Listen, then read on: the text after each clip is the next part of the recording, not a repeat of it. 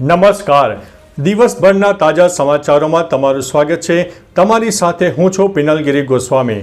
સમાચારો વિસ્તારથી જાણીએ એ પહેલા મહત્વના સમાચારો ઉપર એક નજર. નમસ્કાર મિત્રો, મહત્વની હેડલાઇન્સ ઉપર નજર નાખીએ તો આદિજાતિ વિકાસના મંત્રીનો વિધાનસભામાં જવાબ સામે આવ્યો છે. ત્યારે વાત થશે કેન્દ્ર સરકાર આગામી 6 મહિનામાં 8 લાખ કરોડનો દેવો લેશે. ત્યારે વાત થશે નર્મદામાં યોજાશે મિની મહાકુંભ.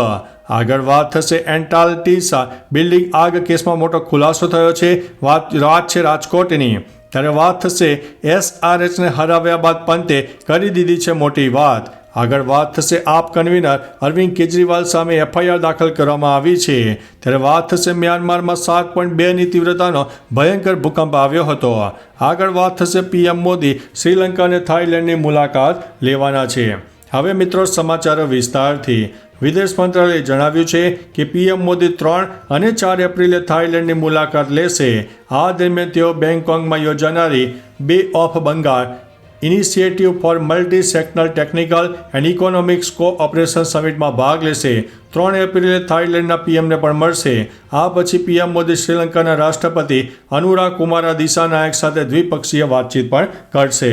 મિત્રો, અન્ય મહત્વના સમાચારની વાત કરીએ તો મ્યાનમારમાં 7.2ની તીવ્રતાનો ભયંકર ભૂકંપ આવ્યો છે. મ્યાનમારમાં ભયંકર ભૂકંપ આવ્યો. 7.2ની તીવ્રતાના ભૂકંપથી આખો દેશ હચમચી ગયો. તેની અસર ભારતના પૂર્વોત્તર રાજ્યોમાં પણ જોવા મળી. દરમિયાન આ ભૂકંપના આંચકા થાઈલેન્ડની રાજધાની બેંગકોકમાં પણ અનુભવાયા હતા.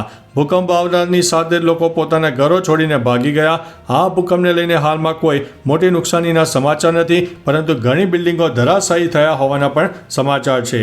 મિત્રો, અન્ય મહત્વના સમાચારની વાત કરીએ તો આપ કન્વીનર અરવિંદ કેજરીવાલ સામે FIR.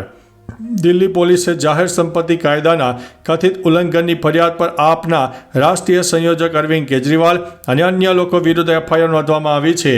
પોલીસે રાઉઝ રેવન્યુ કોર્ટમાં પાલન અહેવાલ દાખલ કર્યો છે. સાથે કહ્યું છે કે FIR નોંધવામાં આવી છે.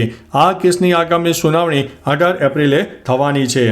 મિત્રો, અન્ય મહત્વના સમાચારની વાત કરીએ તો SRHને હરાવ્યા બાદ પંતે કરી છે આ વાત. SRH સામે LSGની જીત પર કેપ્ટન ઋષભ પંતે કહ્યું છે કે આ જીત મોટી રાહત છે. આવેલ ખાનની વાપસી જોઈને આનંદ થયો. શાર્દુલે સારી બોલિંગ કરી. પૂરણની બેટિંગ અંગે તેઓએ કહ્યું કે અમે તેને સ્વતંત્રતા સાથે રમવા દેવા માંગતા હતા. તે અમારા માટે શાનદાર બેટિંગ કરી રહ્યો છે. નોંધનીય છે કે આ ટીમને જીત અપાવવામાં શાર્દુલની 4 વિકેટ, નિકોલસ પૂરણની 70 રનની ઇનિંગ અને મિશેલ માર્શનની 52 રનની ઇનિંગનો પણ હાથ છે. મિત્રો, અન્ય મહત્વના સમાચારની વાત કરીએ તો એટલાન્ટિસ બિલ્ડિંગ આગ કેસમાં મોટો ખુલાસો સામે આવ્યો છે. રાજકોટમાં એટલાન્ટિસ બિલ્ડિંગમાં આગ લાગી હતી. હવે ખુલાસો થયો છે કે આ કેસમાં બિલ્ડરને બચાવવામાં આવી રહ્યા છે. બિલ્ડિંગની BU પરમિશન અને પ્લાન પાસ હોવાનો ઉલ્લેખ છે. મહાનગરપાલિકાના TP વિભાગે રિપોર્ટ મ્યુનિસિપલ કમિશનરને સોંપ્યો છે. આ મામલે તાજેતરમાં તપાસનો રિપોર્ટ પોલીસને સોંપાશે. મોટી વાત છે કે આ બિલ્ડિંગમાં 10 વર્ષથી ફાયર NOC નથી. બિલ્ડિંગનું ફાયર સિસ્ટમ પણ ચાલતું નથી.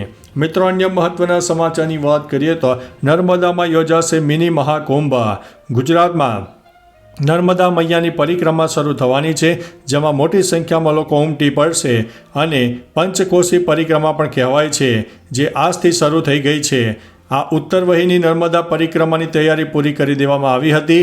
પરિક્રમા 29 માર્ચથી શરૂ થઈ ગઈ છે અને ભાવિક ભક્તોની ભીડો પણ જામી ગઈ છે. આ પહેલાં નર્મદા જિલ્લાના તંત્રએ ખાસ તૈયારીઓ કરી દીધી છે. ભક્તો પરિક્રમા શરૂ થવાની રાહ જોઈ રહ્યા હતા અને હવે તે ચાલુ પણ થઈ ગઈ છે. મિત્રો, અન્ય મહત્વના સમાચારની વાત કરીએ તો કેન્દ્ર સરકાર આગામી 6 મહિનામાં 8 લાખ કરોડનો દેવો લેશે.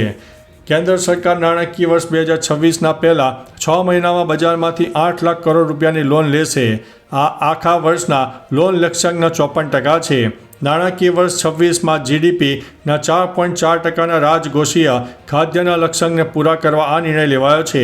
નાણાકીય વર્ષ 26ના પ્રથમ ત્રિમાસિક ગાળામાં સરકાર દર અઠવાડિયે 10,000 કરોડના ગ્રીન બોન્ડ અને 19,000 કરોડના ટ્રેઝરી બિલ પણ જારી કરશે. મિત્રો, અન્ય મહત્વના સમાચારની વાત કરીએ તો આદિજાતિ વિકાસ મંત્રીનો વિધાનસભામાં જવાબ. ગુજરાતમાં વર્ષ 2020-21 સુધીમાં વનબંધુ કલ્યાણ યોજના 1માં કુલ 1.06 લાખ કરોડ રૂપિયાનો ખર્ચ કરાયો. વિધાનસભામાં ધારાસભ્ય દ્વારા પૂછાયેલા પ્રશ્નોનો જવાબ આપતા આદિજાતિ વિકાસ મંત્રી ડોક્ટર કુબેર ડિંડોરે આ વાત જણાવી હતી. કહ્યું છે કે વર્ષ 2024-25ના બજેટમાં આદિજાતિ વિકાસ માટે ₹4,373.96 કરોડની જોગવાઈ હતી, જેમાંથી ફાળવેલી 85.39% ગ્રાન્ટ વાપરવામાં આવી છે. તો ચાલો મિત્રો, ફરીથી દેશ અને દુનિયાના સુપરફાસ્ટ સમાચાર લઈને મળતા રહીશો. ત્યાં સુધી અમને રજા આપશો. નમસ્તે.